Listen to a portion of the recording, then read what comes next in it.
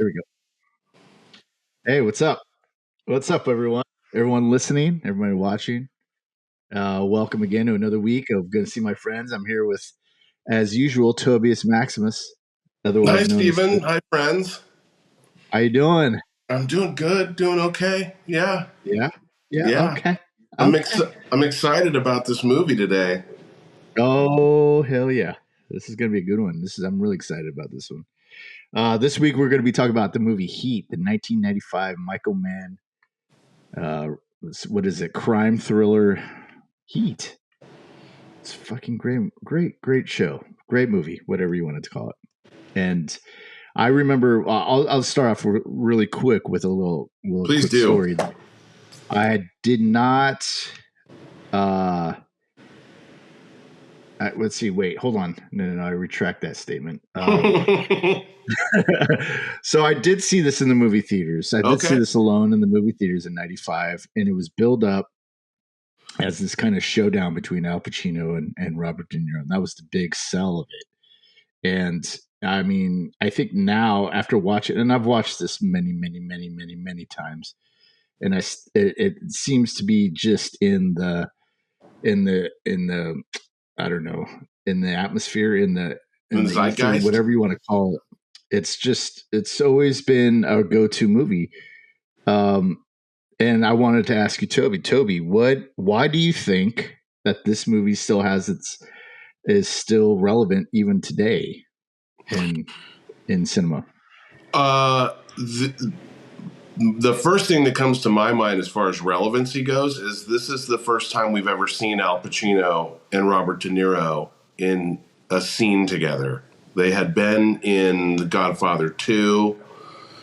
They're two of the biggest heavyweights in 1995, you would argue still to this day. They're total A-list. They've got Oscars between them, and we've never seen them in a scene together. And we get that paid off beautifully for the first time on screen in Heat in the diner scene. Yeah. Kate, what is it? Kate Mantelini's. Kate Mantelini's in down in Westwood, I think it was. Okay. Fantastic. Yeah. Great scene. Great scene. So there was a lot of I think there was a lot of rumors that may or may not have been true. Like they didn't act together before because they didn't like each other. I don't think that there's any truth behind any of that. I didn't, and I don't. I've seen interviews with both of these guys. They're friends to this day, and they've been in other things since that time. I Yeah. think the last thing was The Irishman came out a couple years ago on Netflix. Yeah. That they were in just about every scene together in that movie. But with Yeah. Heat, we hadn't seen that before, and so I think we enjoy seeing two New York guys that for the most part have played nothing but gangsters, or it's rare that one of them's a cop. I think this is one of the first movies we see Al Pacino play a police officer. And so that was fun to watch how his character goes about being in law enforcement as opposed to being on the other side of the law. And with them being New York guys, this movie takes place in Los Angeles. And so they're kind of a fish out of water. It's just things we hadn't seen before. We had not seen anything like this. So I think maybe why is it relevant to this day? Or why does it last? Why is it such like a lasting, legacy? Well, like John Lennon said, a good song is a good song. So a good movie is a good movie. We've seen a lot of bank robbery type movies before. This was a bank robbery movie before the Michael Mann. You were the one who actually told me that this was like a Saturday afternoon special type movie that he had written for DC that came out like in 88, 89, and nobody saw it. And it's almost word for word. I think it was 89 or 90. Yeah, one of those 2 years. L.A. Takedown. Yeah, L.A. dude. Takedown. That's what it was called. It was like a Saturday night movie, Friday night movie, or something. And And nobody I saw mean, it. yeah. Well, I mean, it used to be on YouTube. I looked it up yesterday. I couldn't find it. I could only find scenes, but it used to have the whole movie on YouTube up until about, I don't know, like 6 months ago. But Really? Okay. yeah, and I mean that was kind of a run through because you saw the bones of it, and you can and one of the videos I did see was the side by side of certain scenes in each movie that were, and it was basically just a lower budget version of the movie, obviously, but you know, I think some of he had to work within the certain parameters of TV, and I think um, it was a little edgy for TV at the time. But again, they just didn't have the budget. I mean, there were scenes like the scene where they get what's it? The cops got made, Okay. and Yeah. yeah, that part. Well, in the movie, it's this big, big like junkyard, or not junkyard, but like a dock, a dockyard. But in the TV version, it's just that scene takes place in like a business park, or like out front of a big tall building, and it's like if you're in Santa Rosa, or let's see, in Petaluma, it would be Jesus. In Santa Rosa, it would just be more of like the state building down on like Third Street, Okay. or Second Street, whatever, and just this little yard, with a fountain in it, and it's kind of it's just kind of low budge, but I mean, it's such a he wanted to do this movie ever since he did Thief, and he had written it, and he had no interest in directing it, and he just wanted to get it made. But in the interim, he kind of did Manhunter, and then he did what did he do? Miami Vice, and then he did Crime Story for TV, The Last Mohicans, and then he kind of did this movie. So And that's Manhunter, if refresh my recollection or refresh my memory, that's the one where we first meet Hannibal Lecter. Is that right? yeah, yeah, yeah. That was uh, They made it into the like Red, not Red Dragon. Might have been Red Dragon remade. yeah. It It was was based with. on Okay. that novel. So that was basically that. That's why they. But and you could see a lot of, I think, of Heat, and not necessarily that the criminal elements of it, but more of the atmosphere of his, just Michael Mann style of Yeah. directing. He's more atmospheric, and not a lot of dialogue, and Yeah. There's a lot letting of dialogue in this movie, though. yeah. There's a lot in this one, but there are scenes where it's very, especially with the scenes with Neil McCauley, Robert De Niro's character. Lots of scenes where him just being, silhouetted against the background, whether Yes, it be looking out his deck into the ocean, or that's right. out the city skyline, stuff like that. So yeah, He's a man it's of just few words, right? And Al right. Pacino makes up for it. I think Al Pacino has like 4 times the amount of dialogue that Well, right that De Niro has. yeah, well, when he meets Edie, Yeah, Robert De Niro, and he's out in the thing, and she's talking about her ancestry and how they came over the Appalachians, and where are you from? I'm from the Bay Area. That's it. right. Could be right. Who Right. knows? Yeah. Um, So yeah. Anyways, that's yeah. so funny. I mean, we get used to Michael Mann after this movie does what all the Transformer movies, and I mean, we get used to Michael. When you see Michael Mann movie, you're like, a planet's probably going to blow up at some point in this. I mean, there's a lot of big explosions. He goes real bombastic after Heat, and I don't know that we'd seen a lot of that in '95. And then we got used to, oh, is it a Michael Mann movie? Okay, we'll bring your earplugs. This is gonna be loud in the theater.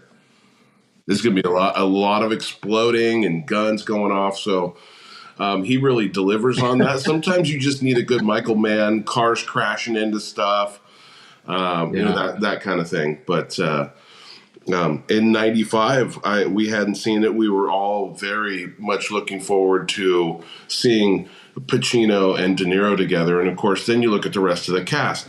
You got Val Kilmer, who's coming off Tombstone and The Doors, and Yes. he's at the height of his powers. Well, he's making Batman as And he's he's making making this as that's right. well. He's making Batman. He's right. Well, I think Right. yeah. The story 95 was a is big that year for him. He had a lot of, he had, like, I oh looked at yeah. his IMDb credits. I think he had 3 or 4 movies come out in '95. Well, he and I don't know if he got paid scale or I don't know what it was, but he said that he wanted to do this, and he said that he wanted to do a movie with Al Pacino and Robert De Niro, and he asked Michael Mann instead of a big paycheck, he just put him on the poster between those two, and that's what he did. So Are you kidding that was me? He kind of didn't get paid for no. this? Well, I don't know if he got paid scale. I don't know what he got paid for, but I know that part of the deal was because his agent was telling him, don't take this. This is below your pay grade, And he was like, hey, this is Al Pacino and Robert De Niro, Right. because they originally wanted Keanu Reeves as As Chris Chihirlis? Chris. Yeah, which I can see. I thought I would watch that, Oh, for but sure. I think Val knocked it out of the park. So He's great. His scenes with Ashley Judd are phenomenal. yeah, You what do could, you think the history is between those two? Like I was thinking about that this last time that I watched it. I'd never really thought about how or what the dynamic of the relate. I just thought they met, they fell in love, but then, and this is the thing, watching this movie mhm. as many times as we have, you just pick up on different things all the time. It's kind of like Right. what you were talking about, the thing. You could watch that. This time I was thinking, what is the dynamic of the relationship? Because, you know, uh, she has that affair with Marciano. Is that Right. guy's Hank name from the Azaria's office? character. Yeah. Yeah. And I was kind of thinking, well, maybe she was like a call girl or an escort or a Hmm. hooker or something like that. And because she's worried about the money, she's like, well, 8,000 isn't worth what we're doing. And Right. Because he just paid the so bookie off. yeah, exactly. His So score he's was in, bigger than that, but when he had to see his bookie on his way home, and all he had right. left over was $8,000. Yeah. I think that's a great question. I think there's a couple of clues in there. He says something to the effect of, the sun rises and sets with her, and he tells that to Macaulay, Yeah. but she says in that scene where the risk Yeah. isn't enough for the reward. She says a line where we're not making adult decisions and moving forward. So that tells me that I think they've been like childhood sweethearts, and she's known Oh, what they do all along. They have this son together who she threatens to take the kid away and he just loses it, right? I mean, yeah. Yeah. absolutely not. And she knows what he does for a living, but they never talk about it. So she's in the dark on that. That's how I see their relationship. I think they've been together for so long that this is now, she is now going out and we're not making adult decisions, which they were together as kids. I don't know. That's the way I kind of That's interpreted it. Oh, okay. That's a good way of looking at it too, because I never picked up on their dynamic, in the Mm-hmm. relationship. I just thought, oh, okay, they met. He makes a lot of money. She probably is used to that lifestyle. But then, for whatever reason, I was watching it yesterday, and I was thinking, like, wait, hold on, what? Like, why are they? Or how? Why is?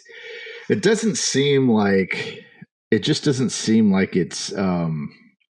Like it's I don't know what the word is, like mutually, like it just seems like he's more of, I want her more than she wants me. That's what I always feel like, because she's always threatening, well, I'm gonna take Dominic, and Right. that seems to be his trigger point. And Yeah, and she knows that, and she can use that against him. yeah, I think yeah, that when Macaulay asks him that morning that he wakes up on the floor of his house that has no furniture in it, he says, "Are you seeing anybody else or something like that?" And he goes, "Nothing yeah, serious." Is she seeing somebody else? And he goes, "No." Like he doesn't even yeah, dawn on him that she has yeah, been. And Neil's like, "Well, I'm going to go investigate this," and he yeah, figures out it doesn't take him very long to figure it out.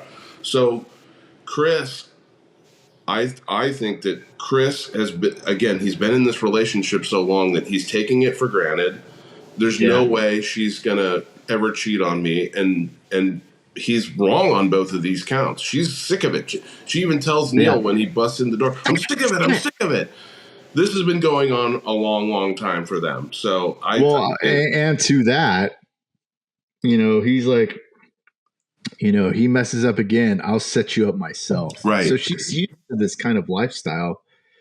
Yeah, I just never thought about their relationship dynamic because I just always thought, oh, this is Ashley Judd and Val Kilmer just acting wonderfully, But I just never looked past that because I think with the other guys, they all have their roles, especially Michael yeah, Trito. yep, yep, He has a daughter and T-bills and real estate and stocks. yep. And he and his wife are very close, and he's giving her Yeah, jewelry at the dinner, and yeah, little things like that. That's one of those indicators. I'm like, you're one of the, and you learn this in what is it, Goodfellas? Look, if we're going to take big scores, don't go out and buy anything flashy the next yeah, day. right, And he's yeah, giving her jewelry, and they're kind of all yeah, sitting around the table. Don't ask where he got it from. yeah, And they're kind of they're kind of happy-go-lucky thieves in that yeah, way. And they're, yeah, but yes, Michael Chirito. He's he and his wife. I mean, this is a really tight crew. Like Chirito tells Waingro, real tight. We're yeah, real tight. yeah, And they've been in and out of prison and all this stuff, and they just get right back together again. And they've got a great infrastructure with oh, I didn't write a whole lot of notes down, but he's played by, oh God, what's his name? Who's the Neil goes and visits with? I just drew a blank on his name. I'm sorry. He's got oh, a mustache in the yeah, yeah, yeah. Jesus, this is what it's like getting old, huh? Nick. Um, I think it's Nick. Yeah, it is. This is like what's his character's name is Nick. He's the one who yeah, is got the contact of. Angelina Jolie's dad. Yes, thank you, Angelina Jolie's dad. I blocked his name from my memory for other reasons, but that's fine. Yeah, He's the one who sets him up with all these different scores that they've got going on. yeah, And then they've got the guy who lives up on the hill, like on Signal Hill somewhere in LA, where he's just yeah. a hacker up there who's. That's Tom Noonan. Yes, yeah. He was the killer in Manhunter. Yeah, Oh, there you go. yeah. There you go. He played Hannibal Lecter. No, he played the killer in that movie. Hannibal Oh, Lecter was played by somebody else. yes. But yeah. Anyways, But we digress. yeah, we digress. Let me ask you this, Sure. or if you had a thought that you wanted to finish with the dynamic of this group. Let's talk about the dynamic of the cops, because we got two different tight crews here. Your thoughts on the dynamic? Yeah, I mean, They are in a similar situation where they go out and they yeah, have a dinner, and they're yeah, sitting around and they're hanging out with the wives and that sort of thing. yeah. What do you see? What do you see in those relationships? Obviously, we know Al Well, Pacino's relationship with his wife, his third wife, is not going yeah, well. yeah. But what about the And other characters in that group? well, I think that it's the same kind of bond that the so-called or quote unquote criminals have. It's a bond, it's trust. It's knowing that each person is going to do their job. Like I feel like him and Michael T. Williamson, Bubba. um, they're good with the informants, and they're good to go out on the streets, and they're good with that stuff. But then you talk to like Wes Studi and Buffalo Bill, I forget his name in this, Yeah, that's Ted but they're Levine. good. They're more good. They're better with the kind of the CSI part of everything. Yeah, You know, yeah, the reports, what was used here, what was used there. So they all have their part in each group, and you know the leader. So it's Al Pacino and Robert De Niro can each kind of count on it, count on certain people to do certain things, and then you have the muscle, which is that the guy that gets shot in the arm during the shootout. I can't remember I don't know his name, but guy with the blonde hair kind of looks like a surfer guy. He's more of the muscle, you know. oh, He's more right, of, right. but you know, it's kind of the same thing, and I think that's why he filmed it that way, where you have they watch um they watch them coming out of the restaurant, Al Pacino and the good guys. I'll just say that. Watch the bad guys coming out of the restaurant. Who's that? Who's that? Who's that? And then they cut to they're partying or they're having Right. dinner and they're just all in a group, and it shows the kind of same dynamic of it. And I think that that's kind of why you know this they kind of have that mutual respect for each other because each recognizes themselves probably in each other, and especially when they meet finally and they have that conversation about, you know, hey, you know, we've met and this and that, but that doesn't change anything. I'm still going to go after what I need, or I'm going to go after what I'm going to go after. And they kind of each set each goalpost.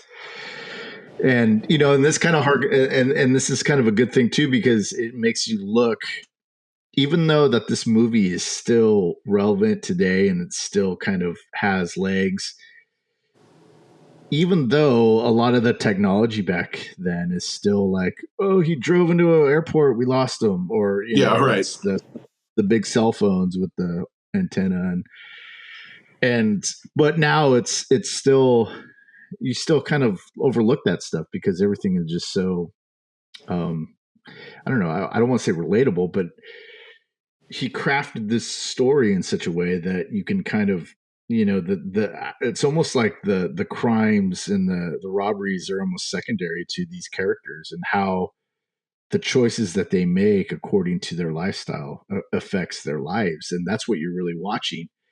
And I think that's why people relate or like it so much, is because it's not, I mean, it is probably has the greatest shootout in cinema history, but Absolutely.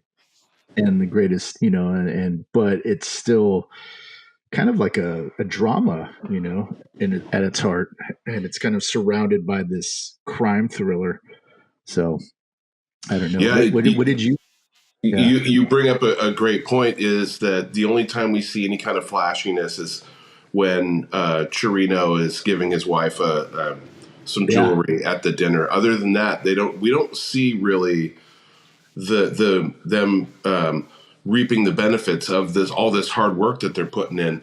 And like Sizemore says, when they're trying to decide, are we going to do this last one or not? This, you know, $13 yeah, million that we can go get.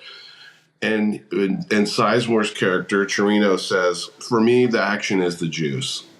And I yeah. thought that was really, that's all they care about. It could be Right. $100. They're going to go and they're Yeah, going to give it their all. I mean, these guys are serious about this. yeah. Because oh yeah, go ahead. They're not going back, Keep and going. none of them are going to go back to Yeah, prison. yeah. That's what I was just about to say. Yeah, you know, it's that thing of, you know, not having, well, to us or to me, they have everything. They have, you know, money, they have houses, they have, you know, some of them have families, but to them it's it's not, that's not the end goal. The end goal is to stick it to, you know, it's the high, it's the rush of committing robberies and all the work that goes into it. And to them, they probably think, oh, this is my job, this is my day job, is, you know, Chirito, he's the electronics wizard, he's the one that can kind of, you know, what is it? Get into the computer That's systems right. and hack it. He's up on the telephone pole and Yeah, hacking and in, he's the one yep, that yep. is doing all the circuit boards and and Val Kilmer. So these people kind of again going back to what I was saying earlier is like these people have their roles and they honor that, and it's a badge of honor for them because they can contribute. They Yeah, can go into crews and well, I'm going to pick up this side job over here and I'm going to do this little side job of maybe a smaller robbery or something, but they're good at what they do and they're proud of that. So, but they can't go to PTA meetings. Go, oh well, that Highline robbery last week. That was me. Yeah, I did that's that. right. You got to be very They disciplined, can't right? do that stuff. So it's just for them, that's why he says that's the juice. That's what I get high off of. And Right, so, right. um, Because he's set. T-bills, yeah, real estate. He's absolutely set. How he bought those things and made them and what washed them to make them clean, I don't know. yeah, But hey, right, the they're very they're the way you described them kind of reminded me of the ex-presidents in Point Break, where they don't really care about the money. It's just they're living paycheck to paycheck on these little nickel and yeah, dime. They don't go to the vault because you waste too much time in the vault. right, And so I'll just take the 15 grand, the 30 grand that's in the cashier's drawers and get out of here, and then I'll tide you over for a while. The other idea of planning ahead of send the cops somewhere else, right? yeah, yeah, With a smaller crime, have them working on yeah, something else while you're go over here committing the larger crime in and out of that bank. Um, he wrote this. Michael Mann wrote this movie. I don't know if yeah. it's based on a book. He wrote a book as a sequel that he's making into a sequel, which is going to Yeah, be really interesting to see, which is going to be a prequel right. of how these guys got to where they are. So when that comes out, will be interesting. I haven't read the book. I don't know. Have you read the book? Heat 2? Um, I think I got it on audiobook. I haven't read it yet Okay. though, or I'll I be haven't listened curious to to it. see So if we've picked this kind of story right. I think it's just going to be Vincent Hanna's character and Neil McCauley's character, but I'm sure he's going to have them meeting the crew and their well, I own. heard. Yeah, I heard that it's going to be sort of like the book is sort of like the Godfather Part Two movie in that it shifts between Okay. and the post Heat. So Okay. there's going to be some scenes. This is what I've heard, but there's going to be some scenes of like Chris in like South America or something where he fled to, and he's reminiscing on kind of, or maybe he's getting ready for another job. I can't Oh, remember, right. but Because Chris is the only one who gets away. yeah, oh yeah, yeah, I yeah, mean, he's by himself now because he had to leave everything behind. yeah, yeah, But yeah, he drives off. The cops stop him. He shows them the fake ID. They let him go, and we never see him again. yeah. It's conceivable that, and I'm going to have to look it up because it's going to bug me. That What do you? the guy who is kind of their boss, Macaulay's boss. I think his name. Oh, They go by Nate, Nate. Nate, thank you. I said Nick John earlier. Voight. Nate, Yeah, John Voight. John Voight. You're right. It's assumed that he just goes back into that whatever bar or restaurant that he's running there as kind of their meetup spot, I guess.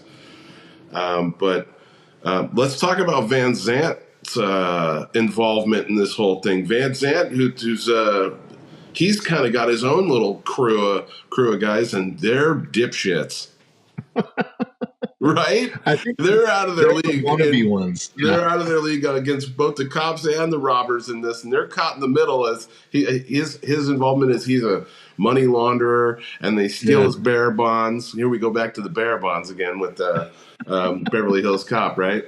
At He least it's not steals. German. No, no, they're bonds. They're bearer bonds. Was that Sizemore in that role too? In what No, role? In What role? Beverly Hills Cop. We're gonna we're a Nah, half hour in, so now we can start talking about he was let's in actually Point Break, but he wasn't in Beverly Hills okay. Cop. So and I forget his name. Shoot, is it D'Onofrio? Who plays that character? Not Vincent Uh, Tom D'Onofrio. Sizemore or No, who who? plays Van Zandt? He was also in the Batman movies, in the Oh second yeah, it's Batman. William Finchner. Thank you, Fichtner. William Finchner. I had looked it Yeah, up. He plays the bank manager in The Dark Knight, where we and the meet the Batman, Joker for the first time in the Dark Knight trilogy. Bruce Batman. Yeah, It's not his last name, Steve. He's a Batman. It's not, Spiderman, Dave Spiderman. No, he's a Spider Man. So Van Zant's crew's a bunch of dipshits. And yeah. it's good to see Rollins. Always has Oh the yeah. same look on his face all the time, right? You're really going to deal with these guys? And he's got a weird name. I forgot. He doesn't say it a whole lot, but his character's name is like, I don't know, dude. If you got it up in front of you, say what his name Yeah, is. It's like Bunny something. Or I don't, it dude. I don't is like Hugh Benny. Hugh Benny. That's what it is. That's not that messed up. In my mind, it was like Otto Bunny or something like that. It never says it, but he's Yeah, got a yeah, first and last name for some reason, and yeah. it's never spoken. Um, I don't know if you're going to buy the action figure. That's who you're going to look for. The Hugh Benny action figure. Good I got the lord. collectible, dude. It's in my Well, drawer, my the only dresser way you drawer. get the whole set is you got to get them all. Those are the rules. But yeah, So, I think he. Oh, go ahead. he got what was coming to him. He was also kind of the downfall. I mean, he's a good device to have in this movie. There's time where you're kind of like, is he 100% necessary? And then you realize at the end that it's because Wayne Grove goes and meets up with him that that's what's how Neil gets caught, because he just can't. He has to have his revenge. He says, I'm skipping to the end here. Of course, he's like, "Hey, we're home free," and he even says it out loud in the car on the way to the airport, "Home free." And I'm like, "Oh no!" First time you see it, you're like, "Oh, he didn't just say home free." Yeah. That's he's definitely gonna die because he said home free, and it's because of Wayne Grow. Well, yeah, Who Wayne Grove fucked everything up, man. Wayne Grow From is the a beginning. horrible character. Yeah. He is terrifying.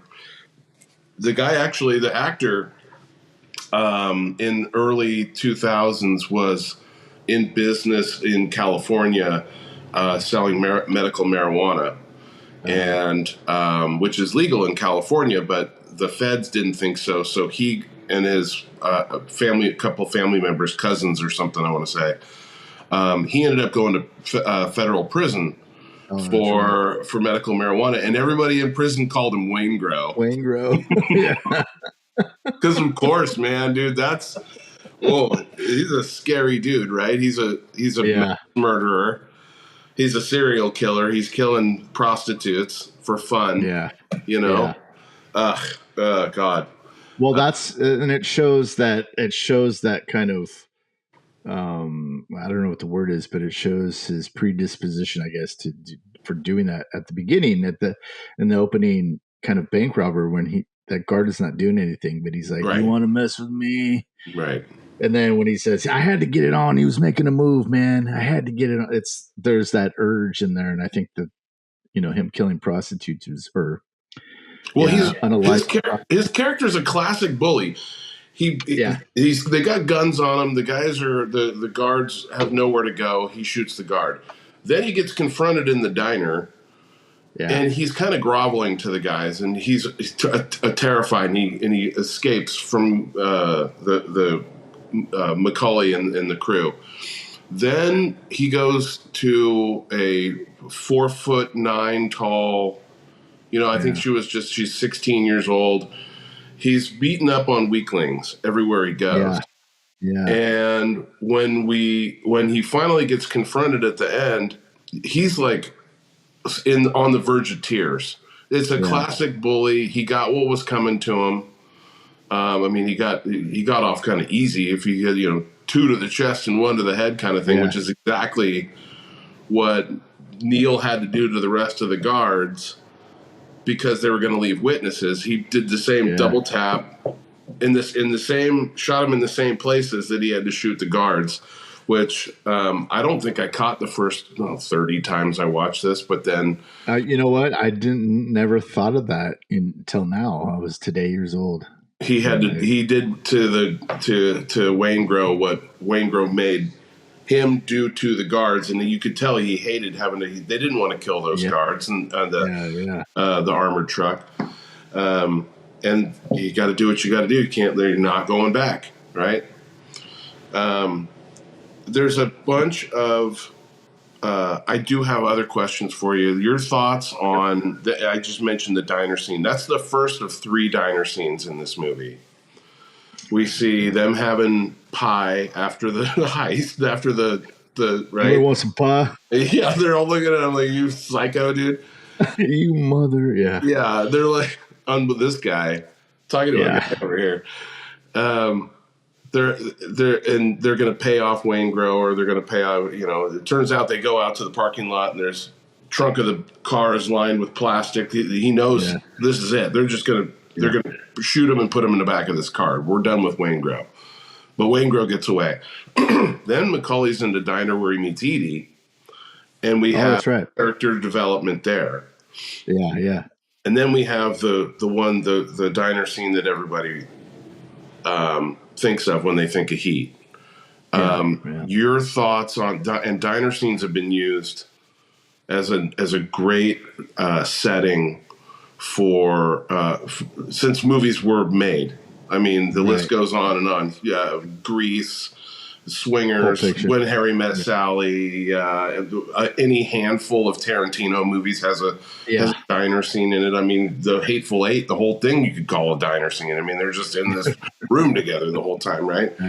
But your thoughts on as someone who's been to like film school, the use of the diner scene and how Michael Mann uses it here in this. Well, I think it's you. I think it's a kind of a good place to just kind of either relay information or to establish character. You can do that through dialogue, or you can do that through the setting of putting it in a diner. But then you can kind of set the scene, and if they're relaying information, you could do it to establish character of who these people are. So if you take that first diner scene, for example, when anybody wants to buy, Mm-hmm. you see the different, you see going back to each of them having a role. All that it was probably planned beforehand, but yet it's executed in such a flawless way. So when they see Macaulay come walking up, Trujillo says, "I got to go take a leak," which he's going to go out the back and get the thing ready. Yep. And Churrito he's pissed. He doesn't like this dude, and you can tell by his actions. So it's all set up there like that. And I think so when you go to the famous scene, whether it's just Al Pacino and Robert De Niro, they just kind of it establishes both of their characters, and not only that, but it establishes their goals and why they're doing what they're doing. You get a sense of Al Pacino, like he's married, and again, and this goes back to kind of the thing we did about the Penguin. It's kind of show me, don't tell me. So it's throughout the movie you're seeing I got 5 dead bodies, Diane, on Venice Boulevard. So he's not sitting there going, our marriage is in trouble because of this. It's not that. It's just the everyday life of a marriage. And so by the time he gets to that point where he says, well, we're passing each other on the downside of a marriage. My Mm-hmm. third, you can Mm-hmm. kind of go, oh, I see why you've been married 3 times, because Right. of the action. So it's just a good setting, I think, to kind of regroup, because if you do it like you said in the order of the movie, and also when Edie meets Neil McCauliffe, Neil, yeah, Macaulay, um, it that you can see the differences in their characters as well. She's from the South, Right. she's very hospitable. Hey, what are you reading? Hey, and you know, he's a He's like, convict. what do you care? What do you care? But like, he's Yeah, super rude to this really he's pretty, hard.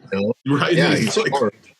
yes, It kind of represents like how he approaches his life. His mm-hmm. life is very hard, so everything he sees, he's got to be calculated. He's got to be sussing these people out, and he doesn't see when someone's actually being tender or being just hospitable or being friendly. To him, that's like a, all right, what's up? They're being friendly. What's going Yeah, on here? To him, that's something to be guarded about. But so then you see the characters in that, the characterizations of their, respective characters. right. So And they tell each yeah. other their recurring dreams in that diner scene Oh too, yeah, yeah, that's which right. Yeah, is yeah, that you get to see. I mean, everything that Al Pacino's telling Robert De Niro um, about himself and his stepdaughter. All those are all true. Everything he said yeah. was true. He wasn't lying to him, making up a backstory. He's trying to build trust with this guy, right? Right. And he probably knows that if this guy was smart enough to get us to come out into the middle of a shipyard, container yard, Yeah, and yeah, we just got made. That this guy knows yeah, he knows who I am. He's got my whole backstory and my jacket on. He knows everybody in this. And so he knows he can't lie to him, right. and so he's honest to him, and he gets Neil De Niro to tell him the story about the one where he's drowning, Yeah, and they talk about what that means, right? These are both two guys that have sounds like they've been in therapy before because they this is you're going to sit down for a cup of coffee for 15 minutes telling each other telling the other person what their recurring nightmare is probably not one of the yeah, first 15-minute topic of conversation things, but they right. end up there for some reason, right? And Yeah. I Why? just Why do you think? Why do you think that? Why do you think that he asked him to go get coffee? Because that's something that I have always kind of thought of. Oh, it fits, and it does. It's not, but it is a little like, to me, it's a little jarring in the right. story within the story, but it fits. Why do you think that he asked him to coffee? What I think is he's okay. So he doesn't have this idea until he realizes his wife's getting ready to go out and she's not speaking. He's like, "Oh, where are we going?" Yeah, Well, where are you yeah, going? She's putting her makeup on and finishing up the touches and she's going out in her black dress. So he goes downstairs to look like he's going to start washing the dishes, and he just stands there. This guy has yeah. not taken a day off in however long, right?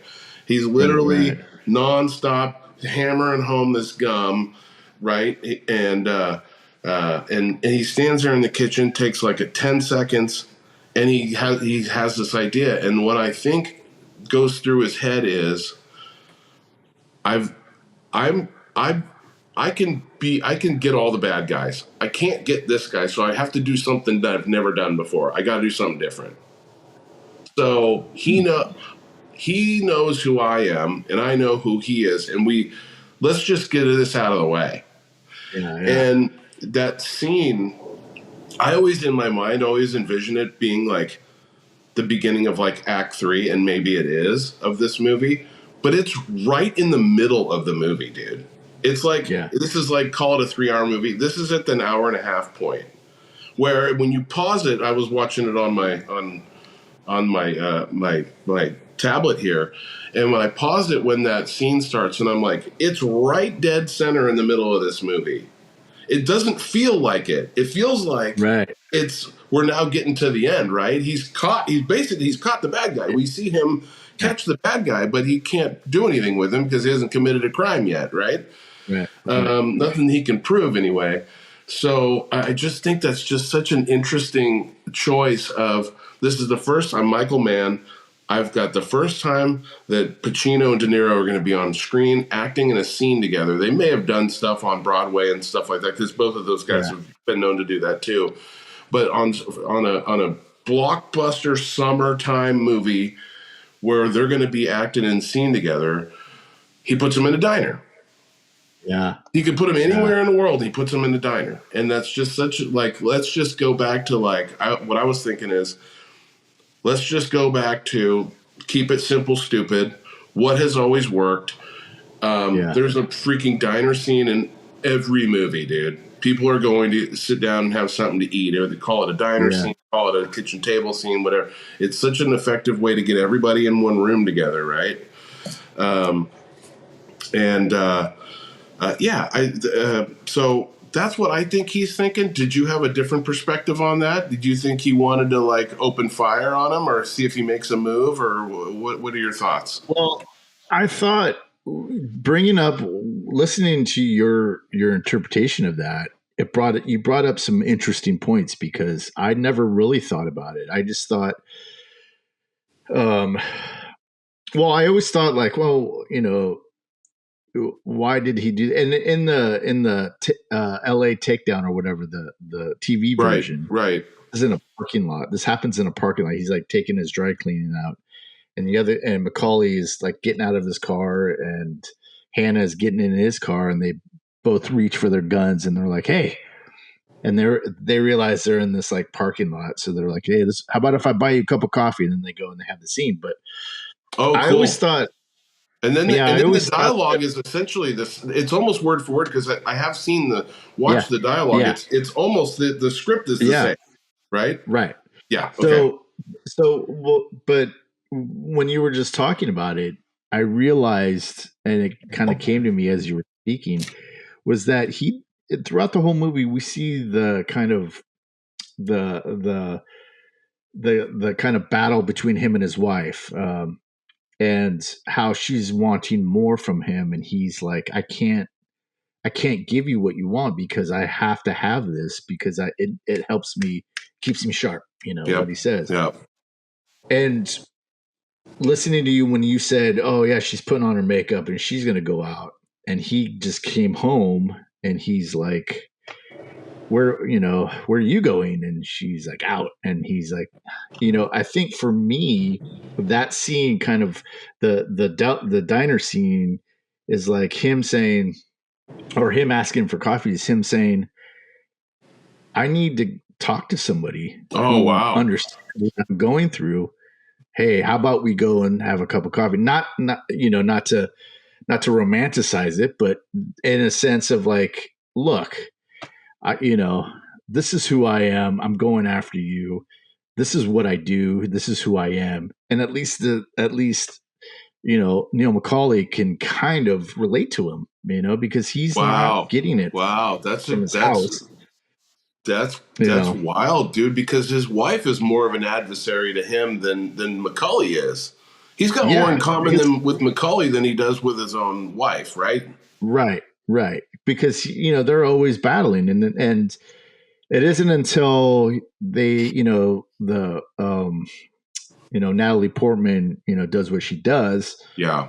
and they're at the hospital, and that they finally he's finally ready to kind of say, well, I missed this over here. The bad guys got away. At least I have this, and that she did it at his hotel room. He kind of feels like, oh, I see what you're saying. But then it's like this, oh, I got this pager. I got this page. She's, oh, you can go. No, no, no, I'll stay. Because he's finally kind of realizing, like, but then when he leaves, he knows that it's the end of that. And that's why he gets rid of, I feel like that's why he gets rid of his TV, kicks it out. He's like, I'm done. I've cut ties with that shit. Yeah. But He yeah, re- that's what I thought. But wow. you brought it. You brought That's up a good point because I didn't really. think about that until you said, she's putting on her makeup and he's about to wash dishes and he's just like, I can't do this. This is not what I want right now. No, Like God, can you imagine? I'm not a I'm not a come home, like he says to her at the restaurant. I'm not, am I going to come home and be like, let's commiserate and let me tell you about some heinous shit that happened. Yeah, He's like, I can't do that. So, right. Neil McCauley is the only one that could really probably give him any sort of kind of um, confirmation of what he's doing is good and what is, so And Macaulay's character is his genius is his ability to listen, because yeah, he doesn't. He's got, of all the different characters on the bad guys, he's yeah, probably got the least amount of dialogue, and everybody else, yeah, and he's just listening. And he's obviously the focus on the screen. And when Robert De Niro's on the screen, you're paying attention to him. right, right, And Michael Mann knows this in yeah, 1995. Like, if De Niro's on the screen with the dark goatee, and you know what you're getting, right? This right. isn't some, these look like gangbangers Working the local 7-Eleven. working a local 7-Eleven. No. Yeah. Um, Well, well, the that's. Go ahead. no, you Go were. ahead. I hadn't really looked at it that way. And I'm going to watch it again when we're done here, and Uh-huh. especially that scene. That's really sad, dude. That's a really, Yeah. it's really really sad. And Edie asks when they leave the diner scene and they go to when Uh, Edie and Neil leave the diner and go to Neil's house to go look over the city of lights. yeah. She asks him if he's lonely. Oh And yeah. he says, "Well, I'm alone, but I'm not lonely." And then she says, "Well, Yeah. I'm lonely," and that's how the relationship starts. So loneliness is a part of this whole thing. We know that Yeah. Chris ends up all alone. He's the only one Yeah. who actually lives through the damn thing. Yeah. But where's he go? He's just going to end Well, up. He'll just get himself thrown back in prison, or I mean, yeah. Well, I I don't think know. that Macaulay, I think is the, I wouldn't say the opposite of Hannah, but I think it's like he says he's what does he say? He's at a needle starting at zero, going the wrong way. And I think for him, Edie kind of represents the thing that he's always kind of wanted, but maybe always kind of shut off because he's, this is his life and this is how he does his life. But she kind of reminds him of some sort of humanity, because, dude, she's the sweet girl Yeah, artist. And it kind of reminds, with a tight family, he picks yeah, up on that right away. yeah. And, it kind of reminds him of what could be. And like he said, he's getting older, and I feel that too as somebody who's 50 years old and Mm. and single. It's like sometimes I feel like, oh geez, like am I ever gonna find that again? And so, not to get too deep, but that, some of that stuff plays into how I can kind of relate to Neil McCauley, and not Sure. necessarily I'm gonna go rob banks or anything, but it's just that human thing of Well, like, the I'll night be is like, young. hey, do you mind giving me your money? But but it's like, so it kind of tempts him in that way, and that's why I feel like, when he says, what does he say? Home free, and he's just like, well, wait, Yeah, hold they on, say, well, that's because there's, that's what Nate says. Nate says, "You're home free, brother." yeah, But he doesn't. An idiot. Voight's an idiot. He's like, "Hey, just wanted to let you know that Wayne Gross checked into the airport Hilton under the name Johnson or Jack." Don't tell him Jameson, that, Jameson. Thank yeah, you. yeah. What are you doing, dude? Why are you telling him this? He's in he's What driving came to his. me right now. What's that? Oh, go ahead. I didn't mean to No, interrupt please. you. That's yeah, Oh, there's a lot of brother, in this yeah. movie. Thank you, brother. It's true, isn't there, brother? Yeah, Yeah. there's always Um, brother. Yeah. It's you, brother. And So but one other yeah, thing that I noticed about how the way he structured this movie, considering that the you always think of it, as Act One, Act Two, Act Three, right? Beginning, middle, yeah, and end. yeah. And this one doesn't have that, and it's reminded me of Return of the Jedi. That Oh, doesn't have a beginning, middle, and end. The Act Three, if you will, is the second half of the movie. right, Is battles go three different battles going on for like an right, hour and 10 minutes. It's just yeah. literally the second half of the movie. You This has just got like to give them more time. yeah. um, the this one has they have the big shootout, which is Yeah, one of the like you mentioned, and I'd agree, one of the greatest shootouts of all time. There's a shot in this, pardon the pun. There's a shot of the car coming down the road and guns going all four directions, firing in all four directions yeah, down. I mean, they're in the financial district in Los Angeles, firing blanks, right? Which is, and I know somebody who worked in the financial district in Los Angeles at the time and remembers when they filmed that and just yeah, how freaking loud it was in the yeah, canyons of LA yeah, firing, because yeah. blanks are louder than firing actual bullets. I don't know, especially I in the didn't know. 90s. They probably have a suppressor now, but it's much louder to shoot nothing than it is to shoot a bullet because the bullet's actually doing something. If all this is Right. just making a bang sound, um, it has nowhere to focus so it's just full on Yeah. loud, and he had the whole place. I mean, if you're watching it with headphones, remember Oh when yeah. the shootout starts, turn it down a couple clicks because god damn, Well, it's so loud. he used he just mic'd up the whole area Yep. and used the natural sound of the guns instead Yeah. of over recording over the and that's the only scene at the beginning of that before they get into the shoot. That's the only part of this movie. Oh, maybe there's another part, but it's one of the parts where I don't think it was edited very or not edited, but they're driving, they're pulling up Hannah and his buddies in that car. Oh look, they're already coming They're out, already coming out. Yeah. and they're like half a mile away. Like you can't even see. They get out and they start. You could barely see them. Kind of. I don't know that whole work up to that point. I was like, how can they see that? But it's a tiny little Yeah, because they're hiding behind thing. buses and stuff, and you're like, you Yeah, see these guys 2 blocks away walking out with giant duffel yeah, bags.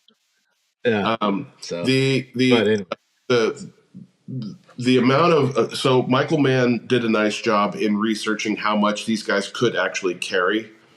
You yeah, can't say, "Oh, we're going to steal $80 million." You know how much $80 million weighs? It's not going to be four guys carrying it out of there. I think that each person can probably carry something along the lines of $5 million in a duffel well, I bag. thought it was. Yeah, I thought it was 12 million or something. Didn't you say it Yeah, was they, twelve they point they four? weren't sure what it was. The average was 13 Yeah, million, because he's yeah, showing them the spreadsheet on this day at right. this time. It fluctuates between 12 and $13 million, but these guys are Yeah, walking out of there with, call it, $13 million, yeah, and they're huge, these huge duffel bags. I researched this back in the early 2000s when I was trying to write. For Sonoma State. I had a creative writing class, and I was trying to write something similar to this because the detail is the important, the attention to right. detail. And I'm like, well, how much does say they're all $100 bills? How much does a $100 bill weigh? Now, how much I think it's 1 ounce each dollar bill. I mean, you have to look it up. I forget what Yeah, it is because it's been over 20 years. But I figured that's why in Breaking Bad they had them in these barrels, and it was $80 million in barrels, yeah, and it took 5 or 6 barrels. Money takes up a lot of space. Cash takes yeah, up yeah, a lot of space, yeah, and it's heavy, and so these guys, that's about as much as they could have walked out of there with, was about $13 million. If you got Dennis Haysbert waiting in the car to drive you out of there, right?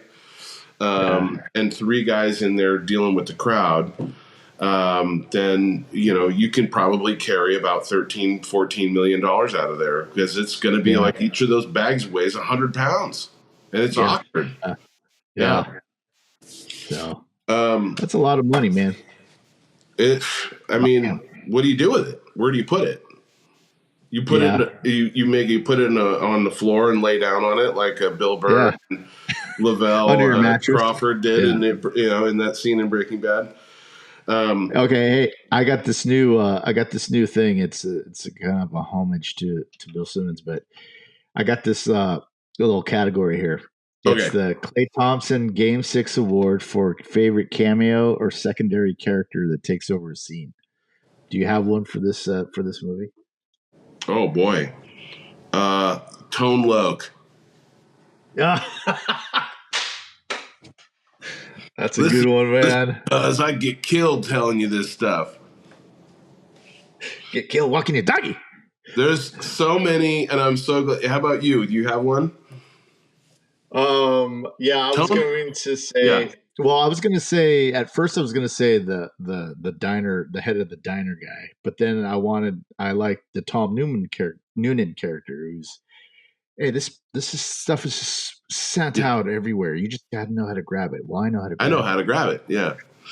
I like that, dude. But Tone Loc, dude. Tone Loc, baby. Richard. I overlooked that one. Yeah, that was a good one. So one of the things about that's a great and I'm going to ask you, because we've had some good suggestions on our comments about recurring, and we're going to go over on this, and that's fine because I got more stuff to talk about. Okay. Yeah. So we're a little extendo episode here, as we're over an hour. So we haven't gotten into the good laughs yet, because there's some good laughs to be had in this movie. This movie is a straight up comedy in certain parts, and what I was going to say is that we don't get to see Al Pacino's kind of known for being this yelling, screaming guy. And it's from this movie where we get that character of, you get a little bit of it you get it in Scent of a Woman, of course. But I think that's where it started. But it's got to be where it started. I mean, just roaring and yelling. Yeah. Which is what his character in Scent of a Woman was supposed to be doing, because he's as pissed off as you're ever going to be. Right? He's mad at himself, and anyway. But you don't get a lot of yelling and screaming from from Pacino in Godfather. You just don't. You don't get it a whole lot of it in Dog Day Afternoon. You get the Attica scene. But you don't. He's out there and he's just kind of weakly doing it. And so if you're going back watching the old Al Pacino movies, thinking that this guy is just constantly yelling about "she's got a great ass," you're not going to find a lot of that. And the reason why, I'm sorry, can we pause this real quick? The cat's getting into something. He's going to make a bunch of noise. Okay, so with Pacino, you don't get a lot of that. Him yelling and screaming. But in this one, I don't know that it was really intended. And the reason why I say that is because Hank Azaria, who plays the Ashley Judd's characters, Marciano, thank you. He was interviewed, and they asked somebody on a podcast, and he was asked about that scene of filming the famous, she's got a great ass scene. And what he said was, what Hank Azaria said was, that's ad-libbed, because Michael Mann is notorious for wanting to do like 100 takes. Yeah. And Pacino was getting pissed off because we've got it. He's used to working with Scorsese, who does like 1 or 2 takes. And then once you got it, you got it. But Michael Mann is notorious for just being okay, let's run it again. Let's run it again. Yeah. And so he was just done with the day.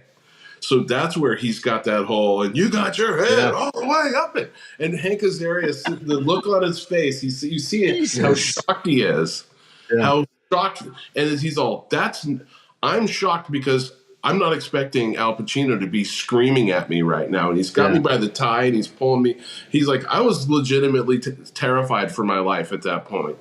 And that's the take we used. I'm like, dude, that's fantastic.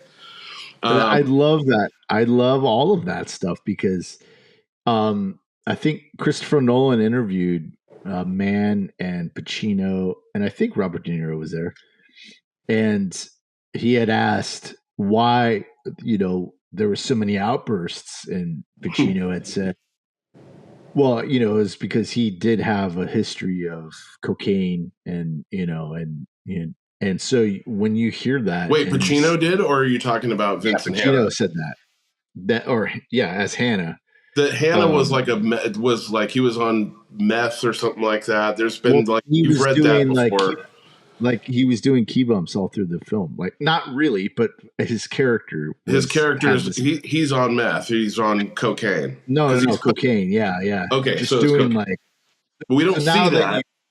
yeah, you don't see it, but it's also hinted at when Nate is talking with Macaulay after when he's giving him the pictures. Oh, this is Hannah, Oh yeah, and he says, yeah, he has trouble at home, and why do you think he's on his third marriage? What do you think that means? He's out all night, he's and so he hints at it of like, yeah, he has some trouble, and then he has, and they, so it's like, he has some trouble. So you kind of it kind of gets hinted at because he was in narcotics, yeah. He was before in he went Vice. to Yeah, yeah, and so all those outbursts now after I hear that, it just make total sense because it's like, what do you got? What do you got? yeah, yeah, yeah. There's so many good ones. The other one that comes to mind where it looks like it's ad libbed, and it probably is when he goes to see Yeah, Albert at the chop yeah, shop, and he yeah, comes out. I've been waiting for your call all night. Where the fuck you been, Albert? And Albert's, hey man, I'm making moves for you and all this, and that's when he's, what do you got? But at yeah, the very end, when he turns on the way out as they're leaving, the don't waste my motherfucking time. I think is goes back to that's not in the script. I'm sure of yeah, it. And he's yeah, probably done this 20 times, and this is the last take. I'm walking out of yeah, here. I'm yeah, going to my trailer. yeah. We're done for the day. We got the shot, Michael. Mike, can I call you Mike? We got the shot here, man. Come on. Like What about and then how many times do you yeah, need to run it, right? and then Um, there's the they dumped all our oh my surveillance. God, so good, right? Yeah, and At then the he's same like, I time, had coffee with Macaulay half an hour ago. yeah. Just When we first got started working together, you and I, in like 2003 at the law firm down here, yeah, you I remember, I don't think we knew each other very well at the time. We were probably in the break room at the same time. And you yeah. said that line in the break room, like, I had coffee with Macaulay half an hour ago. And I was just like, is that from Heat? And of course, it's only been, 6 or 7 years since the movie come out.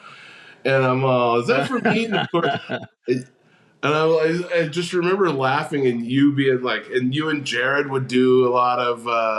There's some other lines from this movie. Well, I Oh am man. over fucking whelmed is one that I will say in my head probably 3-4 times a day. At Oh work, yeah. I am over fucking whelmed. I mean, there's some Well, real laugh out loud lines that Al Pacino has in this movie that are just so good, I dude. got 5 dead bodies, Right. Diane, Yeah, on right. Justine. Ventura Boulevard. I'm So I'm sorry if sorry the if the goddamn goddamn chicken chicken is is overcooked. overcooked. Dude. Yeah. So let's share that. Um, oh my God, Yeah, it's so tons. good. I love that you brought that up, dude, because that is a big part of the why I think a lot of people still love this movie. I mean, There's it's so not many, a there's huge part of quotable the story. lines. It's Yeah, action. totally There's, cool. it is limited dialogue for the most part. And it's a lot of But it action. doesn't It's it it's a doesn't lot of like, age the movie. no, it doesn't age the movie at all. And the Yeah. soundtrack is in there. It's got that good, right when the big bank heist starts. it goes into that dun, dun, dun, dun, dun, dun, dun, Yeah. dun, dun, dun, and you're just like, you're watching it. You know it's about to go down, dude. Yeah. This Or is going to go down. when the guy comes in and says, "Hey, you work in that robbery? I got a CI says that they're gonna Talking about some this bank, bank at 11 o'clock. Who and called they that grab in? all the fucking jackets and And that gone. just gets me hyped." Yeah. Who called that in? Was that Wayne Grow or was it Van It Zant who called was it in, or who called it in? Do you think it was Hugh Benny, I think, but it was because of Wengro, I think, because Wayne they Grow is the went one who and tipped him off? How did Wayne Grow know they were going to hit that bank? Because he wasn't because in they on went that. because they went and tortured Trujillo's Oh, wife and Trujillo Trejo, right? Trail, yeah, and so that's how they got it, and yeah, so he'd been laying there all day, and or after he said, "Yeah, I can't lose him," you know, Right. and that's what I think. I've heard other people say that they made him call and say that he couldn't lose the cops. So I you don't think know. okay? So you think Trejo betrays them? Yeah, not willingly, but I think it was because they had his girlfriend maybe or his wife at the time and told him, "Hey, you need to like not go." Or that's what I think. That's what my conspiracy theory is about that. But I'm I not could. sure that the clues are probably there, but I've never been able to figure it out. Who calls the cops and says, "Hey, they're going to hit this bank at this time"? I think it's Hugh Benny because when Pacino gets, when they throw him out the window on his balcony, he's like, "Who told you, to call that in, and who told you that it was going to be that bank?" And so that's when he says, Wangro, this cowboy named Wangro, who now has a room at the Marquee. Oh yeah. Oh, it is So Bro that tells him, huh? yeah, so it's Wangro, but he got it out of, I think, Trejo. So So Macaulay shows up to Trejo's. He goes by Trejo. house. I mean, have you seen what he goes by Trejo's house with his gun already drawn, with the idea he's going to kill Trejo, who is part of his own crew.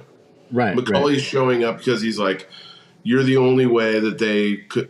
Who else would have known this? He's Yeah. the only person who it Yeah. could have been, right? I mean, Yeah. so and he's ruthless. He's going in there pissed.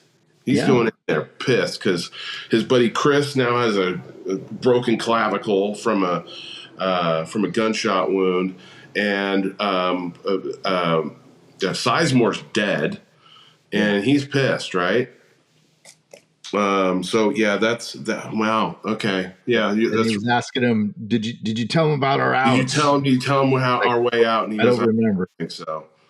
Yeah. I mean, he's just mush at that point where Yeah. he's like, I can't feel anything anymore. Just and Danny Trejo, who I don't know if you've ever looked at his IMDb credits, but he's got like 450 acting Yeah. credits on IMDb. I don't think I've ever seen anything like it before. And I Well, just for fun, he's usually like he's Dan. His name's Danny Trejo, and his character's name is Trejo in this.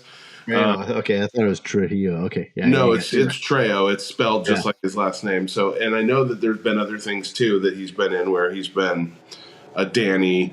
yeah, yeah. 15 credits on his IMDb list that he's either played Danny Trejo or Danny Trejo out of 450. So it's less than I thought. I was like, Yeah. and he's so good. He's just so good in everything he does. Yeah, he was on the Inside of You podcast with the guy that did uh Lex Luthor on Smallville. I can't remember his name, Oh, but he has a podcast and he didn't was watch just them on all. it. It's called Inside of You. Yeah, and it's funny. It's a cool podcast too Okay, because inside of you. Um, and yeah, if he was just on that one and he talks about I haven't watched it yet, but he talks about how he got started in the business and it was basically he showed up to be an extra and he didn't have a shirt on and he was looking for a shirt to wear and they're like, no, don't, no, just go shirtless. Don't put a shirt on. He said, like, he goes, I think my first couple of roles, I just didn't wear a shirt. Yeah, he's no that big chest Yeah, piece that he's got yeah, is amazing, and yeah, and he shows it off in this one too. When he's standing at the yeah, payphone, his shirt's all yeah, open, and you're like, dude, that's the trademark right there. That let's how about the way this movie is resolved?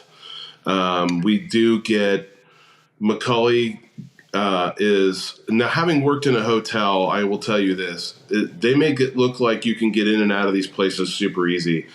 It's not really that easy, but it is the '90s, so you need a key to get in. This is when you had actual keys. Were given a key at the front desk. This is pre. Most hotels didn't have electronic or key cards at the time. LA was one of the first that was really trying it out. So you do see him, guys getting access to places that looks like they're just walking around, picking up key cards and getting into this room. And I think that seeing him, they do it, you can usually walk in through the loading dock if you look like yeah, you know what you're doing, yeah, and just keep your head just straight ahead. And a blazer often helps in that situation. These guys are wearing that sort of thing, but he gets in. He's able to take his revenge on Waingro, who is he's like, look at me, and he makes him, make the uh, bully actually face, which is, now you're thinking he got off easy because he probably didn't even feel this, right? He's dead in a second. He gets two in the chest and one in the head, and then that's that. And then at that point, he's got the fire departments coming, and yeah. Hannah's on his way, and take it from there. Does this movie all the way to the very final shot? Does it do it for you? Is this the resolution that you were hoping it would be? Yeah, it does. Okay. I, because you kind of alluded to it a little earlier.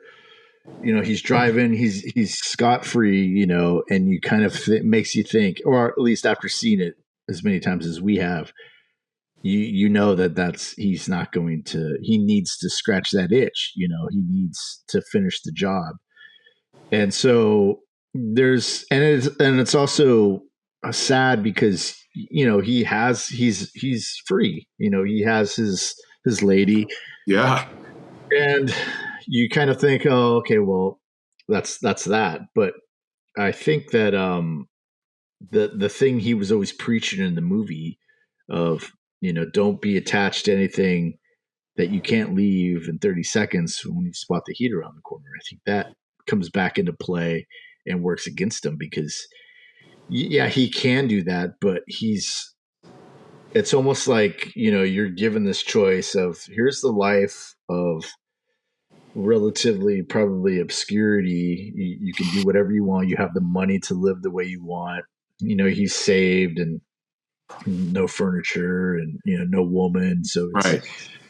has all this money. You can just tell he does, and or you can kind of go down this road and who knows what that holds. And he chooses that second road, and so I think that um in terms of the movie, I think it's a great ending. But I think in terms of his character arc, I think it's perfect because it kind of reminds you that you as an old dog there's some way of thinking that an old dog can't learn new tricks, and or maybe you're destined to live this certain way. But like he said, he wasn't never going back to prison, and so I think So yeah, I you're think it was. thinking, so his connection is more towards, like you said, his connection is more towards his life. It's the action is the juice. It's Yeah, like you said, yeah, if he gets on this plane and they go live on a beach somewhere, what then? What are you gonna yeah, do? Like he told right, him in the diner, he's just all, he's like, I don't know how to do anything else. yeah, Yeah. and What never really had life? connection. Barbecues and ball games. Yeah, You know, yeah. He's like, Japanese food. exactly. So when Hannah takes him out in the off the runway there by the airport, what final closing scene where Macaulay reaches his hand out and Hannah Yeah. takes his hand, and that's it. Yeah. Yeah. And you're like, these two guys really had a connection through this Yeah. whole thing. Yeah. He Yeah. turned his back on a sweet life living as Bruce Johnson somewhere, right? In wherever, Crete, I think New wherever. Zealand they're headed to New Is that where Zealand. they were heading? Yeah.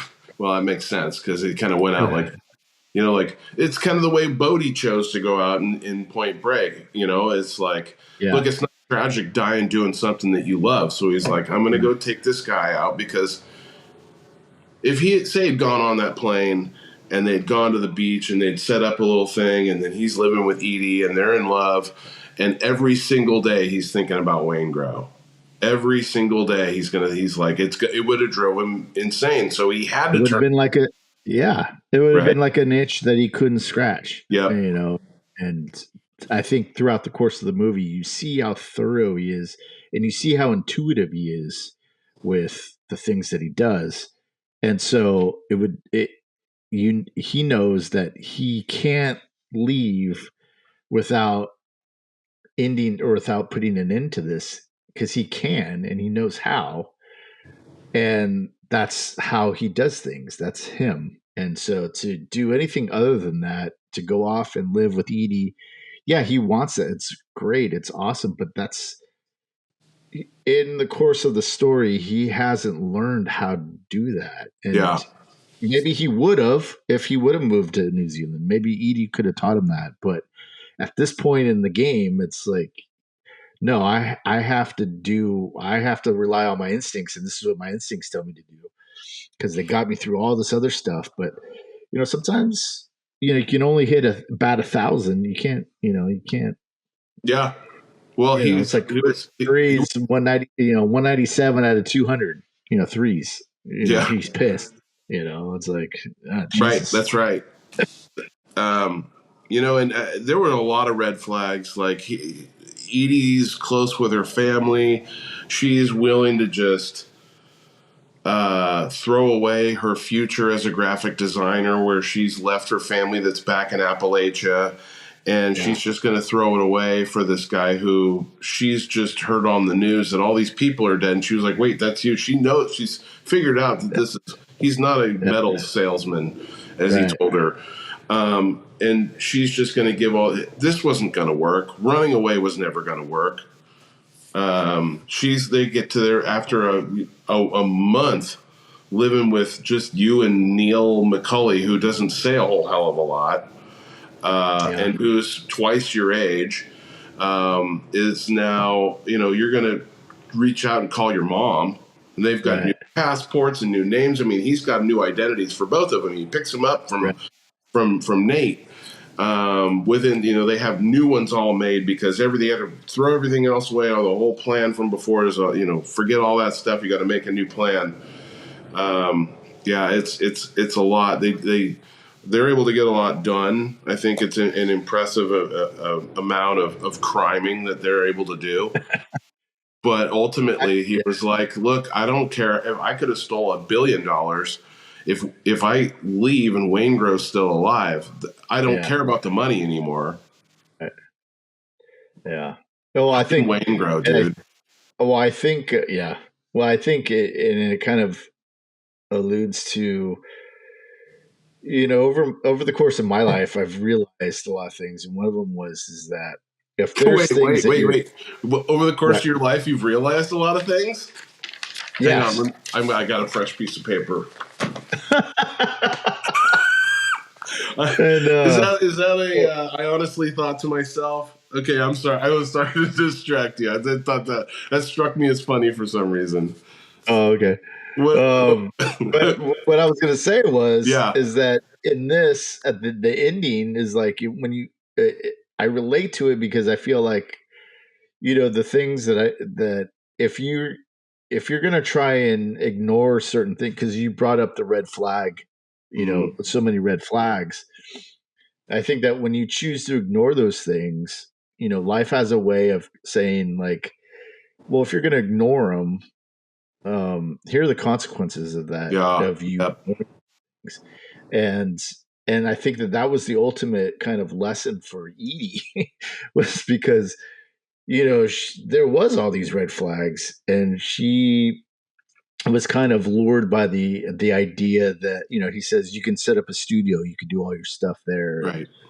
and so it was kind of like she was lured by all these kind of things that she wants, that this idea of a life that she wants, and she ignored everything else. Oh, he's a crook, he's a criminal, he's a murderer, he kills people, and And you're not she Edie wants to anymore. ignore You're all somebody that. So I else. mean, the consequence of ignoring all that is, look what happened. Right. So kind of turned That's your right. life upside down. So yeah, It's it's just horrible. it's a sad. It's a sad tale all around. There's Oh nobody's. yeah, You know. yeah, Dad. Yeah, definitely. I'm hoping that Albert and Richard are doing okay in their, their car. They're the Gone in 60 Seconds crew, right? Because he's trying to get rid of his. He's like, yeah, say I tell you Hell what you. yeah, How do I know you're gonna do what the fuck for me and all this, right? Um, and he's because I'll tell you that's right. when you tell me Uh, what I need to know. So good. Yeah, All around at 8.3 on IMDb. It's the highest rated IMDb score of any movie we've done so far. It just beat nice. out The Thing, which is 8.2 on Ooh. IMDb. So I was like, I would assume that The Thing was up there. Getting Yeah, a lot of good feedback from people about The Thing. There was like, man, I guess I need to watch this movie. I'm like, yeah, you probably yeah, should. I've heard yeah. several people tell me that they just thought it was they got somebody told me they got it confused with The Blob. Oh, And okay. they're like, which one? Now, which one's The Thing? I get a Yeah, lot of that. So, yeah. yeah, good stuff. But Well, yeah, I forgot to tell you, I yeah, just submitted our podcast to Pandora, so now you can listen to us on Pandora as well. very nice. Yeah, so I encourage anybody listening or anybody watching, um, to go and download and join our wherever you listen to podcasts. Join and downloads our shows and enjoy them that way, and that helps us out. And yeah, I was thinking about maybe some merch, just a simple T-shirt or something people could wear on the weekends. I was We've been just known to make a floating. T-shirt from before. Yeah, I so don't. you I know, still have an Echo Dine shirt. I gotta have to lose a little bit of the pound, a little bit of the weight to be able to put it back on. But we know how to make shirts. We can do that yeah, for sure. yeah. Do you So have a Blue Sky account for this podcast yet? oh Because no, that's I a don't good even way know to what get it a is. hold of I us need on to. our socials too. That's right. You can go to Stegar Media. We can actually start our own Gonna See My Friends podcast on. I don't know what Blue Sky is, but we could probably do it that way. So that Yeah, way, it's not just coming to my page or your page, but there's a centralized kind of. I was thinking about actually doing that on Threads, but um, yeah. yeah. So So Threads is Zuckerberg's form of Twitter. yeah. And then with everybody, well, not everybody, there are a significant amount of people who are choosing to lose Twitter X Oh because for personal reasons, and yeah. the other option that people have been choosing is Blue Sky, and Okay. it's a free app. It's made by Jack Dorsey, who was the Oh, original with the Twitter guy. old Twitter guy. And Yeah. so if you Okay. remember what Twitter was like in 2014, 2013, back when it was like Yeah. super fun, it's Yeah. the That's same how Threads platform. is now. It's the Yeah. same platform. And they've got 15 million subscribers on it right now. And I think they've probably doubled the amount since early November. Right. that people are choosing to delete their X accounts and go to something a little bit more. It became so.